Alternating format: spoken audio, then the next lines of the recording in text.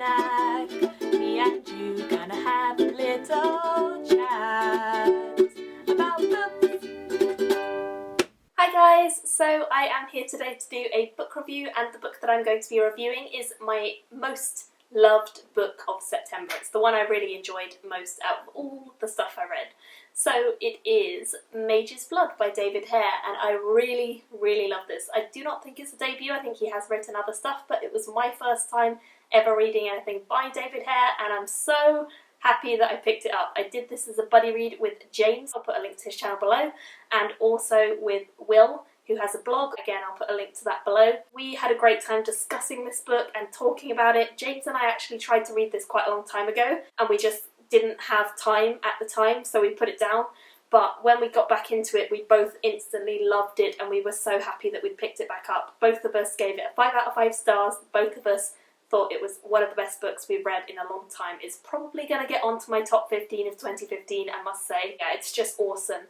If you want something that's kind of like Game of Thrones, but maybe a little bit better, because it not only uses Western influence and that sort of thing, but it also includes Eastern influence, then this is definitely a book that you will want to go out and buy or pick up or check out, because it is awesome. I love this book, and this book is only the first one in a quartet. I do have the second one and also the third one waiting for me, because I'm so excited to read them. I'm definitely going to try and get to this one very, very soon. I would love to get to it this month, but I don't think it's going to happen. Probably November is going to be when I'm trying to get this done. Loved the first one in the series, guys. If you like Sanderson, George R.R. Martin, Peter V. Brent Weeks, any of them, I think you'll like this, because it has a little bit of everything that they do. It doesn't necessarily use knights, but it has people who are very politically minded. It's very political in places, and it does have some interesting policies and some interesting systems of politics and hierarchy, which I liked. We basically have these two continents. The Western influence continent is called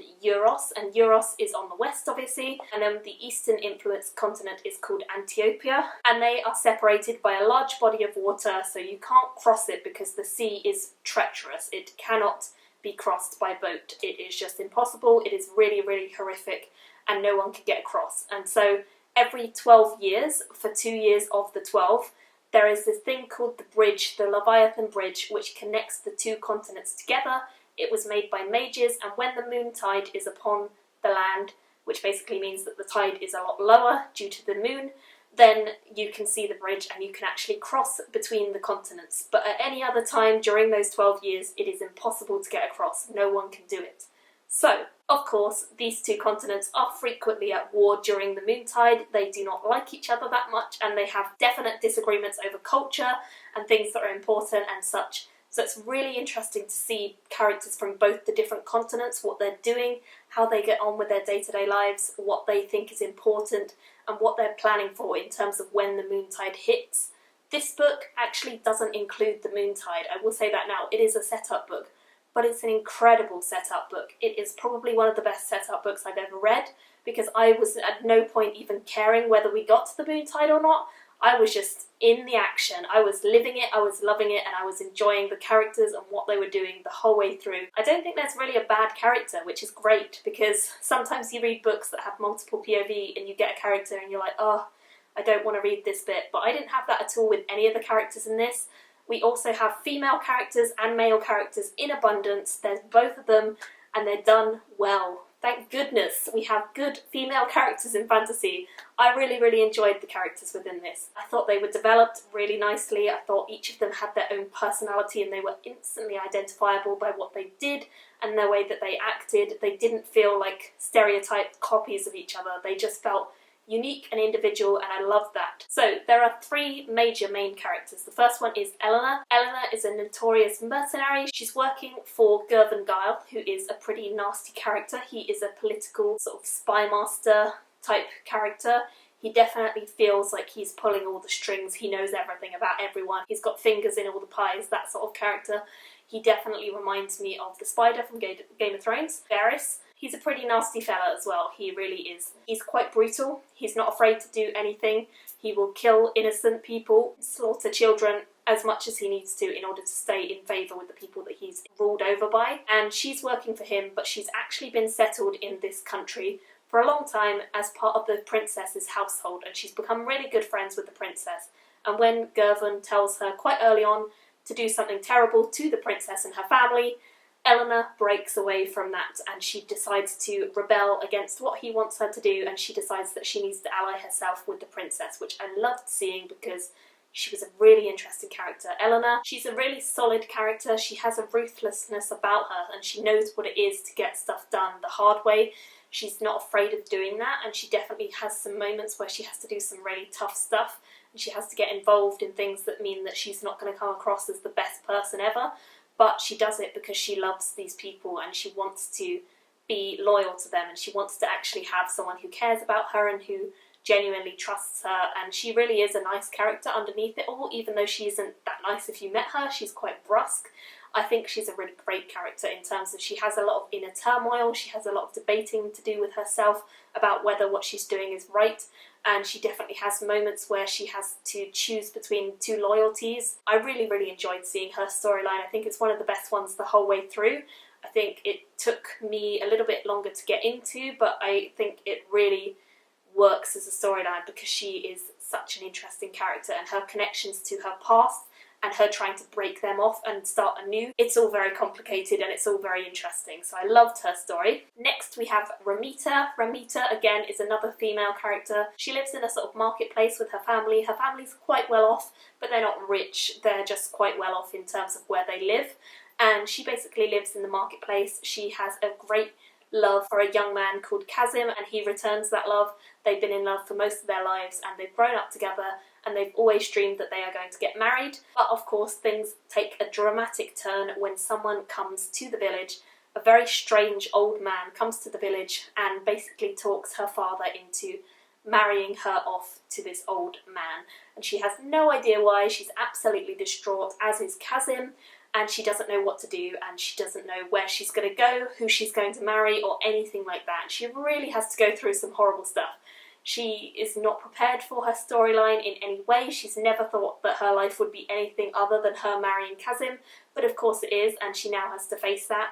She definitely shows that she is terrified at some moments, and she shows that she has a real fragility about her.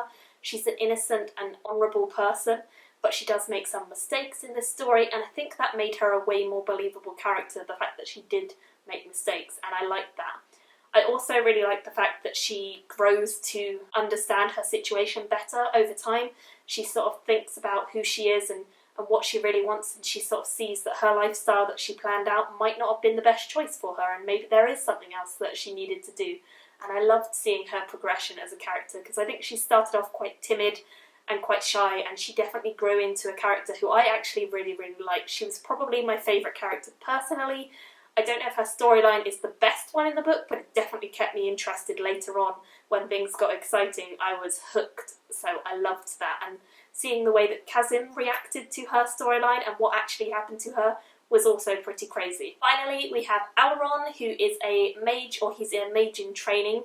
He is basically at the academy. He has always wanted to be a mage because he knows that it will get his father out of debt and it will help his mother to have her own place and them to afford it and all of this stuff. So he's basically the only hope for their family, essentially, and everything rests on him passing and becoming a mage, which he's certain to do because he is a quarter blood. And basically the way that the magic works in this is that you have different hierarchies of how magical you can be. If you're a pure blood, then you are 100% magical, you can do anything and everything. Half bloods will be half as magical again, quarter bloods half as magical again, and so on, all the way down to a 16th blood. So that's pretty interesting, and he's a quarter blood. But of course things don't necessarily go the way that he wants, because otherwise it would be very boring as a story, and he doesn't necessarily get the results that he needs for the academy to pass him, so things go wrong and he starts to completely change his lifestyle. He has to really pull himself out of a big funk that he gets into because he is not happy with the way things turn out. And then he takes a few new turns in his life and he starts to do some very interesting stuff involving magic, involving studying, and also involving his friends, who are fantastic characters, Sim and Ramon. I really enjoyed seeing the friendship that those three had, and I thought it was great that they helped each other out when they got into funks and situations, so that was awesome. I would say that Alron probably took me the longest to get into his storyline, but when it did start going, oh, it started going, that's for sure. I definitely enjoyed the ending of his and where it all went, because some dramatic stuff happens and I really, really liked what happened in the end. We also have some great side characters. We have the Princess Sarah, who is great. We also have Kazim and Gervon, and we've got Ramon and Sim. They were all just as convincing. Even though they were side characters, they all had a storyline, they all had a personality, and I really liked getting to see them too. Even though they weren't necessarily the main three, they definitely had a big influence on the main three storylines, and I thought that was fantastic. So loved seeing all of these smaller characters as well. And the setting, as I said, is really, really interesting because it has both Eastern and Western influence. I loved that all of the scenes in marketplaces were really richly described. We had the sense of these lovely spices and candles and all of these silks and scarves and things. I could vividly imagine them from the way that he wrote about it, so that was awesome.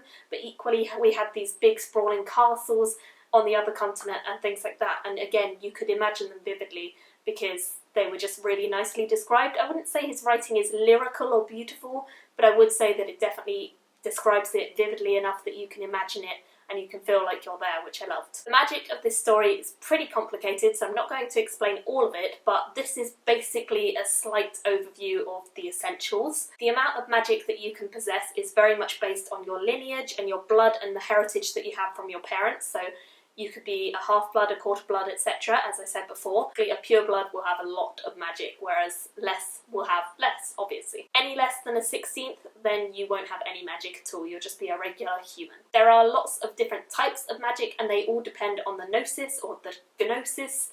There's a silent G, or at least I think it's silent, it might not be. And there's 4 different types of magic within the world. The first one is thaumaturgy, which is to do with the elements. The next one is hermetic, which concerns living things.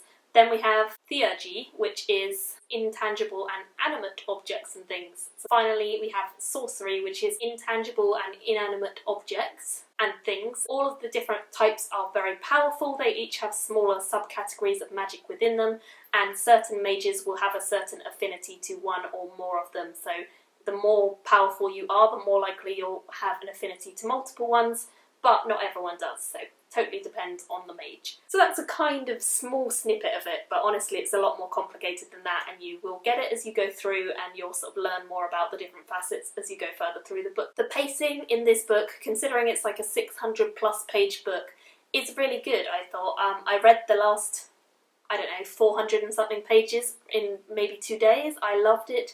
I was really captivated and hooked by the story. I never once felt like I was bored, and I never checked at the end of the book to see how much further I had or anything like that. I think as soon as you can sit down and dedicate some time just to this book, you will fully immerse yourself in it, and you will lose yourself in it, and you will enjoy it because it is just so wonderfully written. If you like Sanderson, if you like Peter V. Brett, you'll probably enjoy this because it is very fast-paced and it is captivating, and there are a lot of politics behind the scenes, and there is a lot of sneaky manoeuvring and sly characters, and there's something for everyone, I think. And this book really encapsulates everything I love about epic fantasy so well, so I would highly recommend that you guys check this out. It is fantastic. In summary, if you've never heard of this book before, definitely go and check it out, and if I've convinced you to buy it or read it, then definitely let me know, because I would love to hear that you guys are going to check it out. I do not think that this has enough hype, considering it came out maybe 3 years ago. It really doesn't have enough hype surrounding it. I absolutely loved it, and I've not seen anyone else talk about it. I know that Michael has read it from Bitten by a Radioactive Book, but other than that I don't know anyone who has, except James, who read it with me. So yeah, definitely go and check this out, guys. It is fantastic. I absolutely loved it. I gave it a 5 out of 5 stars. Of course, it was well worth the 5 stars, and it's just utterly fantastic. So if you've not read it, definitely go and check it out. If you have read it, leave me your thoughts below. I would love to discuss it and love to hear what you have to say. Thank you all for watching, and I will see you all very soon in another video. Bye! Me and you gonna have a little